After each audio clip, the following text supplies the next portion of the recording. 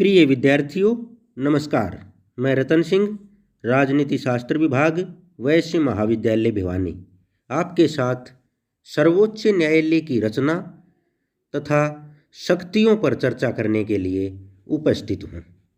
जैसा कि सर्वविदित है, भारत में संघात्मक शासन प्रणाली को अपनाया गया है, जिसके कारण शक्तियों को केंद्र व राज्यों के बीच बांटा गया है।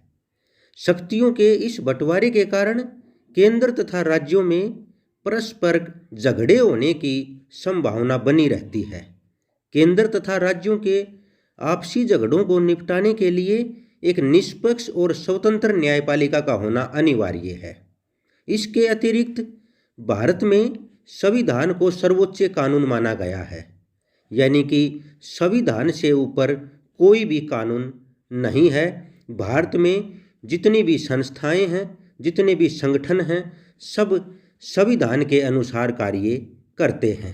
और इसलिए इस संविधान की सुरक्षा करने के लिए एक मजबूत न्यायपालिका का होना अनिवार्य है।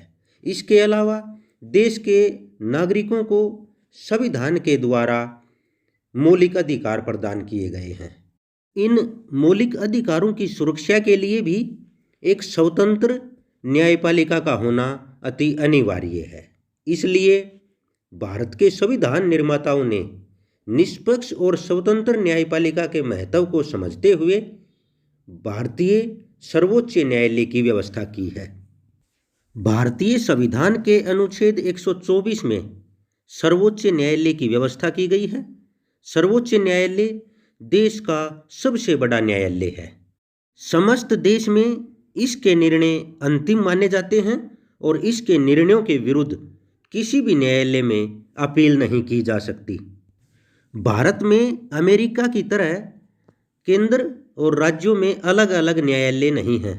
राज्यों के उच्च न्यायालय सर्वोच्च न्यायालय के अधीन हैं और सर्वोच्च न्यायालय की देखरेख में ही काम करते हैं। इस प्रकार भारत में एकीकृत न्यायपालिका की स्थापना की गई है। 26 जनवरी 1950 को जब देश का संविधान लागू हुआ तो उसी समय सर्वोच्च न्यायालय का भी उद्घाटन किया गया। जहाँ तक सर्वोच्च न्यायालय की रचना की बात है तो इसमें एक मुख्य न्यायाधीश और 30 अन्य न्यायाधीश हैं और ज़रूरत पड़ने पर संसद कानून पास करके इसके न्यायाधीशों की संख्या बढ़ा भी सकती है। और यदि सर्वोच्च न्यायालय की किसी बैठक के लिए यदि न्यायाधीशों का कोरम पूरा न हो तो सर्वोच्च न्यायालय का मुख्य न्यायाधीश राष्ट्रपति की स्वीकृति से और किसी उच्च न्यायालय के मुख्य न्यायाधीश की सलाह से उच्च न्यायालय से किसी भी न्यायाधीश को एड हॉक के ऊपर सर्वोच्च न्यायालय का न्यायाधीश नियुक्त कर सकता है। इसके अतिरिक्त सर्वोच्च न्यायालय का मुख्य न्यायाधीश राष्ट्रपति की स्वीकृति से सर्वोच्च न्यायालय के किसी सेवानिवृत्त न्यायाधीश को भी सर्वोच्च न्यायालय के न्यायाधीश के रूप में कार्य करने के लिए प्रार्थना कर सकता है। सर्वोच्च न्यायालय का न्यायाधीश बनने के लिए योग्यताओं में शामिल है कि वह भारत का नागरिक हो और कम से कम 5 वर्ष तक किसी एक या एक से अधिक उच्च न्यायालयों में न्यायाधीश रह चुका हो, या फिर वह किसी एक या एक से अधिक उच्च न्यायालयों में कम से कम 10 वर्ष तक वकालत कर चुका हो, या फिर वह राष्ट्रपति की दृष्टि में एक कुशल विधिवेत्ता हो। तो ये योग्यताएं रखने वाला व्यक्ति सर्वोच्च न्यायालय का न्यायाधीश बन सकता है। भारतीय संविधान के अनुच्छेद 124 के अनुसार सर्वोच्च न्यायालय के मुख्य न्यायाधीश की नियुक्ति राष्ट्रपति के द्वारा की जाती है और इस कार्य के लिए राष्ट्रपति सर्वोच्च न्यायालय के अन्य न्यायाधीशों या फिर उच्च न्यायालय के न्यायाधीशों से भी परामर्श ले सकता है, जिनसे राष्ट्रपति परामर्श लेना आवश्यक समझे। और संविधान के अनुच्छेद 124 में स्पष्ट रूप से कहा गया है कि सर्वोच्च न्यायालय के अन्य न्यायाधीशों की नियुक्ति करते समय सर्वोच्च न्यायालय के मुख्य न्यायाधीश से सलाह लेना आवश्यक है। सर्वोच्च न्यायालय के न्यायाधीश 65 वर्ष की आयु तक अपने पद के ऊपर कार्य कर सकते हैं और 65 वर्ष की आयु से पहले किसी न्यायाधीश को तभी पद से हटाया जा सकता है जब संसद के दोनों सदन उपस्थित सदस्यों के 2/3 बहुमत और समस्त संख्या के साधारण बहुमत से महाभियोग का प्रस्ताव पास करके राष्ट्रपति के पास भेज दें और राष्ट्रपति उस प्रस्ताव पर अपने हस्ताक्षर कर दे, तो फिर उस न्यायाधीश को पद से हटा दिया जाएगा। इस प्रकार हटाने की कठोर विधि होने के कारण न्यायाधीशों की नौकरी सुरक्षित रहती है और उनकी स्वतंत्रता बनी रहती है।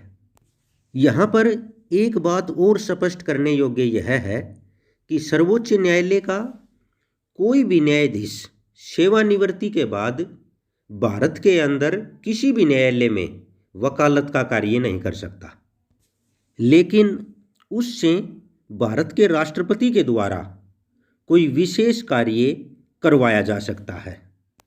जहाँ तक सर्वोच्च न्यायालय की शक्तियों की बात है, तो इस बारे में श्री अल्लादी कृष्णा स्वामी अय्यर का कहना है, भारत के सर्वोच्च न्यायालय को संसार के किसी भी अन्य सर्वोच्च न्यायालय से अधिक शक्तियां प्राप्त हैं। यानी कि भारत का सर्वोच्च न्यायालय एक शक्तिशाली न्यायालय है। अध्ययन की दृष्टि से हम सर्वोच्च न्यायालय की शक्तियों को, इसके कार्यों को 2 भागों में बांटते हैं। नंबर 1 प्रारंभिक क्षेत्राधिकार और नंबर 2 अपीलीय क्षेत्राधिकार। प्रारंभिक क्षेत्राधिकार में वे मुकदमे आते हैं जो सीधे सर्वोच्च न्यायालय में ले जाए जा सकते हैं, यानी कि इन मुकदमों को नीचे की अदालत में ले जाना जरूरी नहीं है, इनको सीधा सर्वोच्च न्यायालय में ले जाया जा सकता है। इन मुकदमों में प्रथम मुकदमा है केंद्र और राज्य सरकारों के बीच झगड़ा, यानी कि केंद्र या किसी राज्य या किसी 2 राज्यों के बीच झगड़ा हो तो वह झगड़ा सीधा सर्वोच्च न्यायालय में जाएगा। इसके अलावा दूसरा, 2 या 2 से अधिक राज्यों में आपस में कोई झगड़ा हो तो वह झगड़ा भी सीधा सर्वोच्च न्यायालय के अंदर सुना जाएगा। इसके अतिरिक्त मौलिक अधिकारों से संबंधित कोई मुकदमा हो तो वह भी सीधा सर्वोच्च न्यायालय में ले जाया जा सकता है। नागरिक मौलिक अधिकारों की सुरक्षा के लिए उच्च न्यायालय में भी जा सकते हैं, लेकिन जरूरी नहीं है कि पहले उच्च न्यायालय में जाया जाए और उसके बाद सर्वोच्च न्यायालय की शरण ली जाए। नागरिक सीधे सर्वोच्च न्यायालय के पास जा सकते हैं। इसके अलावा राष्ट्रपति और उपराष्ट्रपति के चुनाव से संबंधित कोई विवाद हो तो वह भी सर्वोच्च न्यायालय के प्रारंभिक क्षेत्राधिकार में आता है, क्योंकि इस प्रकार के झगड़ों पर कोई अन्य न्यायालय सुनवाई नहीं कर सकता। इसमें आगे आता है अपीलीय क्षेत्राधिकार। अपीलीय क्षेत्राधिकार में ऐसे मुकदमे आते हैं जो पहले किसी अन्य न्यायालय में चलाए जाते हैं और वहाँ पर संतुष्टि न होने के बाद अपील के तौर पर सर्वोच्च न्यायालय में लाए जाते हैं। सर्वोच्च न्यायालय के 3 प्रकार के अपीलीय क्षेत्राधिकार हैं। इसमें प्रथम है संवैधानिक क्षेत्राधिकार। संवैधानिक क्षेत्राधिकार में सर्वोच्च न्यायालय उन्हीं मुकदमों को सुनेगा जिन मुकदमों के बारे में उच्च न्यायालय यह प्रमाण पत्र दे कि मुकदमे में कोई कानूनी प्रश्न विचारणीय है, और यदि उच्च न्यायालय ऐसा प्रमाण पत्र नहीं देता है तो सर्वोच्च न्यायालय स्वयं भी अपील के लिए स्वीकृति प्रदान कर सकता है। दूसरा है दीवानी क्षेत्राधिकार।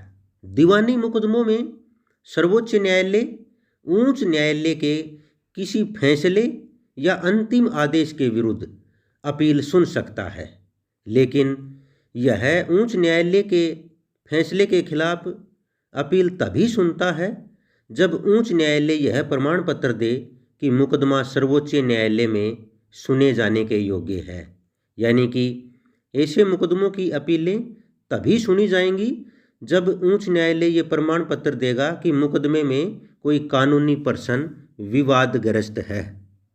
इसमें अगला है फौजदारी क्षेत्राधिकार। फौजदारी मुकदमों में सर्वोच्च न्यायालय में अपील तभी की जा सकती है यदि अपील करने पर उच्च न्यायालय किसी अपराधी की रिहाई के फैसले को बदल दे और उसे मृत्युदंड दे दे, तो इस प्रकार का मुकदमा अपील के तौर पर सर्वोच्च न्यायालय में सुना जाएगा। और दूसरा, यदि किसी मुकदमे को उच्च न्यायालय ने अपने हाथ में ले लिया हो और किसी अपराधी को मृत्युदंड दे दिया हो, तो वह मुकदमा अपील के तौर पर सर्वोच्च न्यायालय में जाएगा। इसके अलावा वह मुकदमा भी सर्वोच्च न्यायालय में अपील के तौर पर सुना जाएगा जिसमें उच्च न्यायालय यह प्रमाण पत्र दे कि यह मुकदमा सर्वोच्च न्यायालय द्वारा सुने जाने के योग्य है। यहाँ पर एक बात और स्पष्ट करने योग्य यह है कि संसद कानून बनाकर सर्वोच्च न्यायालय के फौजदारी मामलों में अपीलीय क्षेत्राधिकार को बढ़ा सकती है। सर्वोच्च न्यायालय के प्रारंभिक और अपीलीय क्षेत्राधिकार के अलावा सर्वोच्च न्यायालय जो कार्य करता है उनमें सलाहकारी कार्य भी शामिल किए जाते हैं। संविधान के अनुच्छेद 143 के अनुसार राष्ट्रपति को यह अधिकार है कि वह किसी भी सार्वजनिक महत्व के विषय पर सर्वोच्च न्यायालय से सलाह ले सकता है और इस प्रकार की सलाह सर्वोच्च न्यायालय के 5 न्यायाधीशों की बेंच द्वारा दिया जाना जरूरी है। लेकिन राष्ट्रपति के लिए जरूरी नहीं है कि वह इस सलाह को माने या इस परामर्श के अनुसार चले। यह परामर्श कोई निर्णय नहीं होता। सर्वोच्च न्यायालय के कार्यों में आगे आता है संविधान की व्याख्या करना और संविधान की रक्षा करना। भारत के सर्वोच्च न्यायालय को संविधान का रक्षक होने के नाते उसकी अंतिम व्याख्या करने का अधिकार प्राप्त है और इसके अधीन वह संसद तथा राज्य विधानमंडलों द्वारा बनाए गए कानूनों की छानबीन कर सकता है तथा उनको असंवैधानिक अथवा नियम विरुद्ध घोषित कर सकता है। इसके साथ साथ यहाँ पर यह स्पष्ट करना भी जरूरी है कि सर्वोच्च न्यायालय को अपने निर्णयों तथा आदेशों का भी पुनर्निरीक्षण करने का अधिकार है, यानी कि सर्वोच्च न्यायालय अपने द्वारा लिए गए फैसलों को भी बदल सकता है। संविधान की धारा 129 के द्वारा सर्वोच्च न्यायालय को एक अभिलेख न्यायालय का भी नाम दिया गया है। इसकी समस्त कार्यवाही तथा निर्णय सदा के लिए यादगार तथा प्रमाण के रूप में प्रकाशित किए जाते हैं तथा देश के समस्त न्यायालयों के लिए यह निर्णय न्यायिक दृष्टांत के रूप में स्वीकार किए जाते हैं। इस प्रकार सर्वोच्च न्यायालय की शक्तियों के विवेचन से स्पष्ट होता है कि भारत का सर्वोच्च न्यायालय एक शक्तिशाली न्यायालय है। हालांकि न्यायपालिका का क्षेत्राधिकार संविधान द्वारा निर्धारित किया गया है, लेकिन कभी कभी ऐसी परिस्थितियां भी उत्पन्न हो जाती हैं जब अपने क्षेत्राधिकार से बाहर भी न्यायपालिका को हस्तक्षेप करना पड़ता है, यानी कि जब सरकार या संसद अपने कर्तव्यों का पालन करने में असमर्थ हो जाए और नागरिकों के हितों एवं अधिकारों की रक्षा के लिए तथा संविधान की सुरक्षा के लिए न्यायालय से हस्तक्षेप करने की मांग की जाए, या फिर सरकार के द्वारा ही किसी मामले में न्यायपालिका का सहारा लिया जाए, या फिर मानवीय मूल्यों की सुरक्षा के लिए न्यायपालिका स्वयं अपने क्षेत्राधिकार का विस्तार करने लग जाए, तो इसको न्यायपालिका की सक्रियता के नाम से जाना जाएगा। इस प्रकार यह कहा जा सकता है कि कार्यपालिका और विधानपालिका की गलत नीतियों से त्रस्त व्यक्तियों के लिए न्यायपालिका एक उम्मीद की किरण के रूप में दृष्टिगोचर होती है।